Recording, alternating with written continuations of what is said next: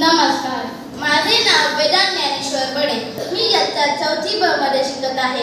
Doctor Babasaheb Ambedkar यांच्या अनेक पैलूंपैकी आज मी तुम्हाला त्यातील एक पैलू सांगणार आहे. डॉक्टर बाबासाहेब आंबेडकर यांनी the problem of the rupee, its origin and it's solution हा ग्रंथ 1923 साली लिहिला.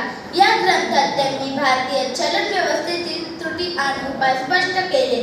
त्यांच्या अभ्यासामुळे हिल्टन यंग कमिशनने त्यांच्या शिफारसींचा विचार केला आणि भारतीय अर्थशास्त्राच्या स्थैर्यासाठी रिझर्व्ह बँक ऑफ इंडिया स्थापन करण्याचा निर्णय घेतला. बालमित्रांनो, रिझर्व्ह बँकची भूमिका काय असते माहीत आहे का तुम्हाला?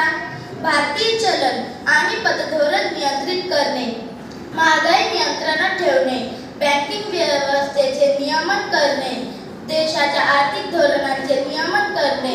डॉक्टर बाबासाहेब आंबेडकर यांनी अर्थव्यवस्थेच्या स्थैर्यासाठी अशी महत्त्वपूर्ण भूमिका बजावली. त्यांच्या अभ्यासपूर्ण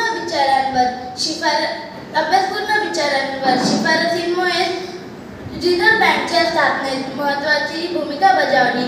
आज रिझर्व्ह बँक ऑफ इंडिया देशाच्या आर्थिक धोरणांचे नियमन करते आणि चलनविषयक स्थैर्यासाठी महत्त्वपूर्ण भूमिका बजावते.